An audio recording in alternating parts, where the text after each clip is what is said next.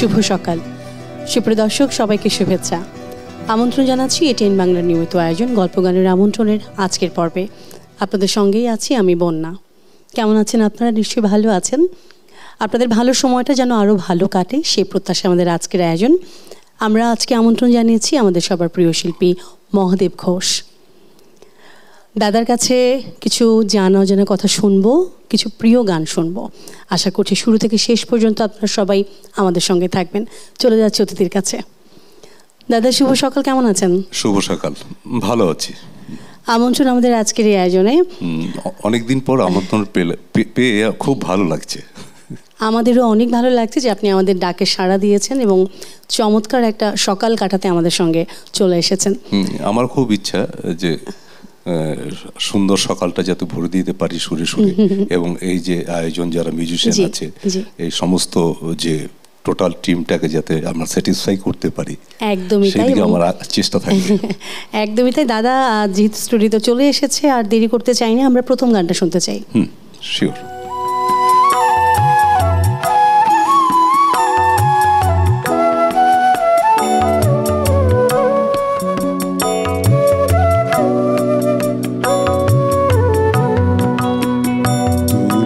ডাক দিয়েছো কোন সকালে কেউ তা জানে না, তুমি ডাক দিয়েছো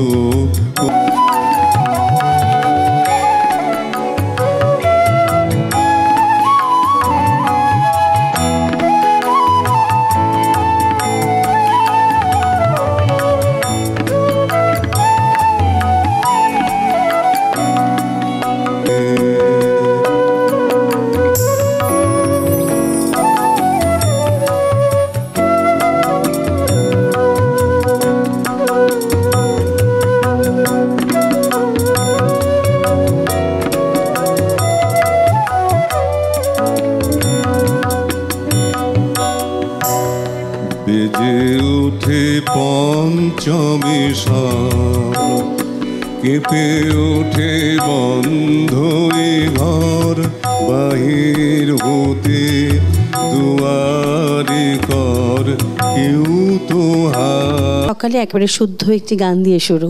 এই গানটির একটা প্রেক্ষাপট আছে ছোট করে, জাস্ট রবীন্দ্রনাথের যখন 50 বছর বয়স সেই সময়কার লেখা, 1911 সনে তার রচনা।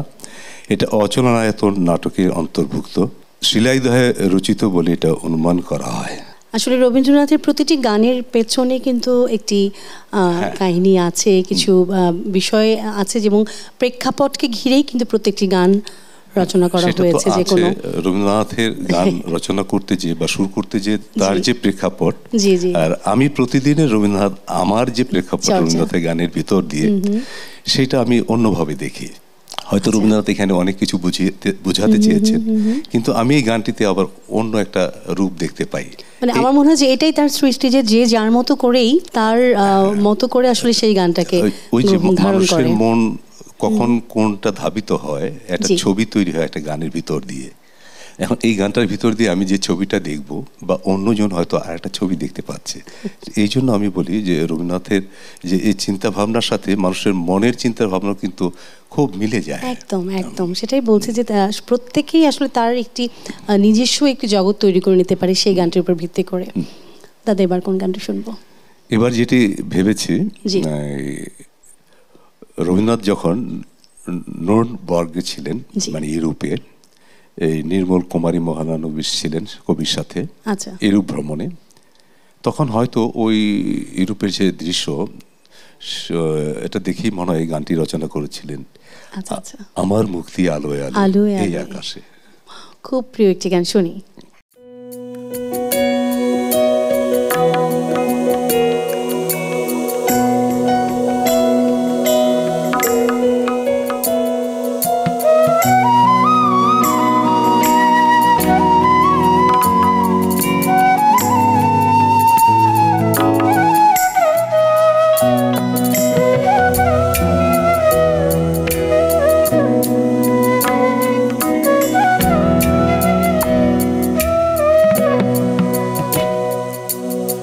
আমার মুক্তি আলো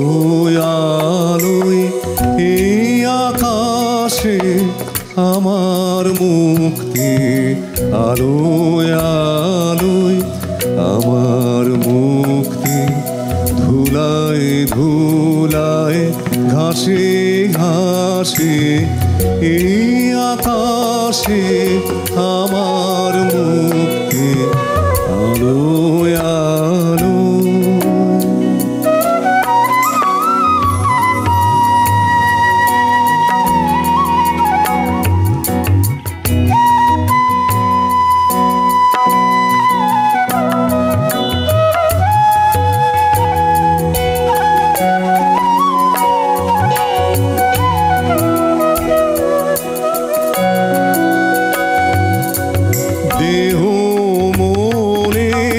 সুদূর পারে হারিয়ে ফেলি আপনারে, দেহ মনের সুদূর পারে হারিয়ে ফেলি আপনারে, গানের সুরে আমার মুক্তি, ঊর্ধ্বে ভাসে এই আকাশে আমার মুক্তি, আলোয় আলোয়।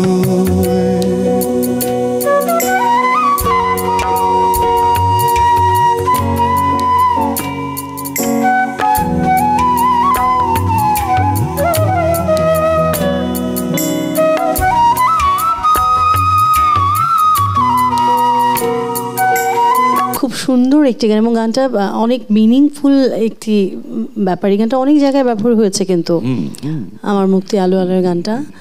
এবং আমার মনে হয় যে কথা আমরা শুরুতেই বলছিলাম আসলে যে রবীন্দ্রনাথ একটা অধ্যায় আমাদের জীবনের, যেই প্রতিটি মুহূর্তে তাকে প্রয়োজন হয় আমাদের প্রতিটি চলার পথে। যে এখানে আমার মুক্তি আলো আলো এই আকাশে, জি, এই যে আমরা প্রতিদিনের যে সূর্য দেখি আবার তার অস্ত তো চলে যাওয়াটাও দেখি, তাই না?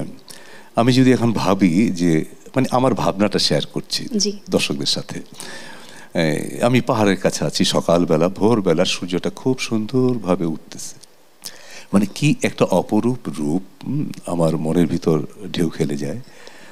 তারপর সারাদিন সে আলো পৃথিবীতে দিয়ে তারপর আস্তে আস্তে সে পশ্চিম আকাশে ঢলে পড়ে। তারপর আমি যে ওই সময়টা যদি সমুদ্রের পাড়ে দাঁড়াই, মানে একটা বিশালতা একটা, যে সারাদিনের কর্ম ক্লান্ত হয়ে সে অবসাদের দিকে চলে যাচ্ছে, একটা শান্তির বাণী দিয়ে, সুন্দর একটা দিনের একটা বার্তা দিয়ে আবার আগামী দিনের সকালটা আবার সে সুন্দরভাবে শুরু করবে। এরকম একটা আমাদের জীবনের গতির সাথে এই যে সূর্যের আবর্তন, সাংঘাতিক মিল কিন্তু। কাজে এই যে আমি বলি না যে আমার রবীন্দ্রনাথ, আমি রবীন্দ্রনাথের গানের ভিতর দিয়ে আমি কি খুঁজে পাই, আমি এরকম কিছু কিছু ছবি আমি দেখতে পাই। এবার কোন গানটি শুনছি? এবার যেটি ভেবেছি আমি বিভাস রাগে, এটা কীর্তন নাঙ্গের গান, আজি প্রণমী তোমারে চলিব নাথ সংসার কাজে। মানে সকালবেলাটা যদি একটু ভক্তিমূলক গান হয়, মানুষ যদি শুনে, অন্তত এইটুকু মনটা একটা প্রশান্তিতে হয়তো ভরে উঠবে। শুনছি আমরা।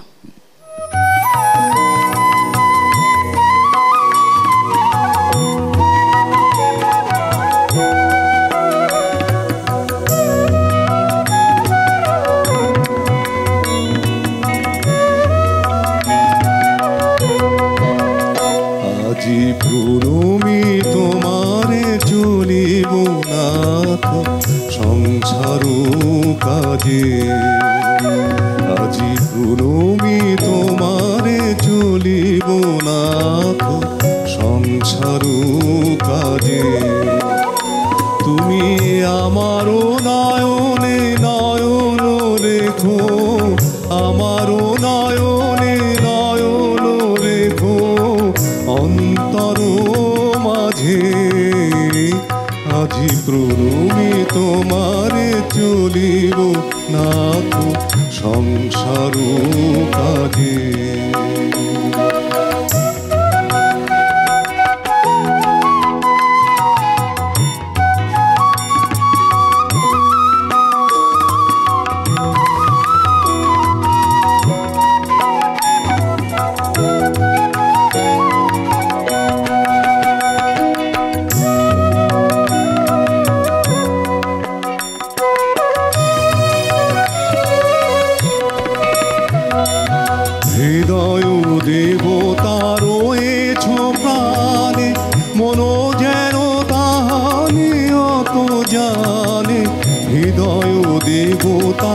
রয়েছ প্রাণে, মনো যেন তাহারি অত জানে।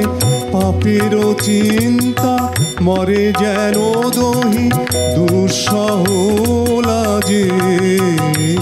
আজি প্রণমি তোমারে চলিব না তো সংসার কাজে।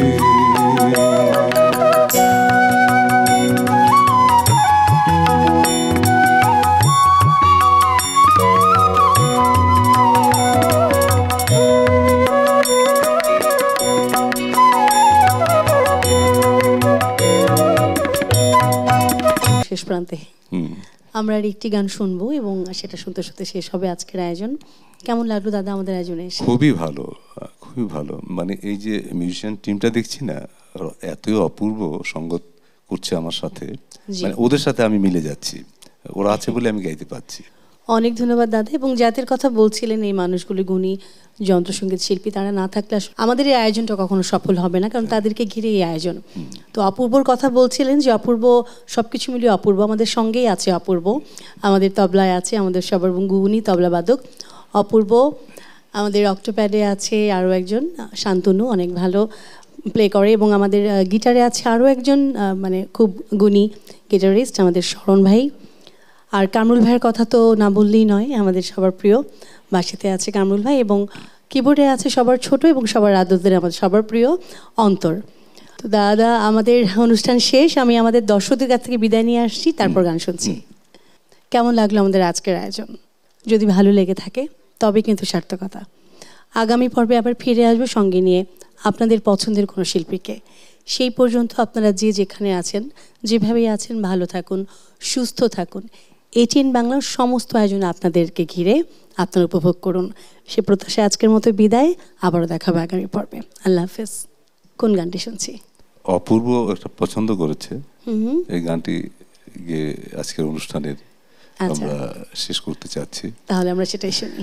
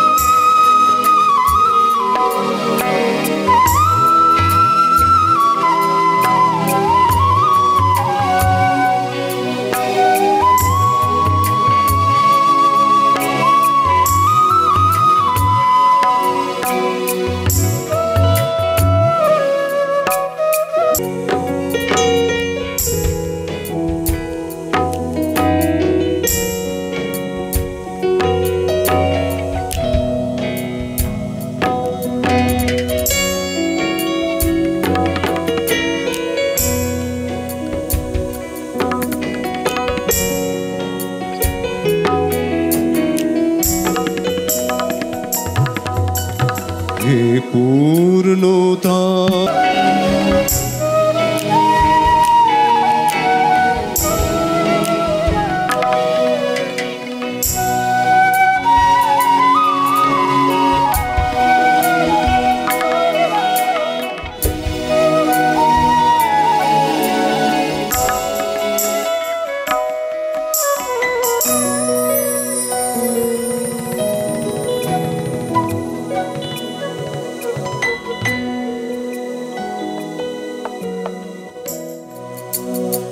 আমার মুক্তি আলোয় আলোয় এই আকাশে, আমার মুক্তি আলোয় আলোয়, আমার মুক্তি ধুলায় ধুলায় ঘাসে ঘাসে এই আকাশে, আমার মুক্তি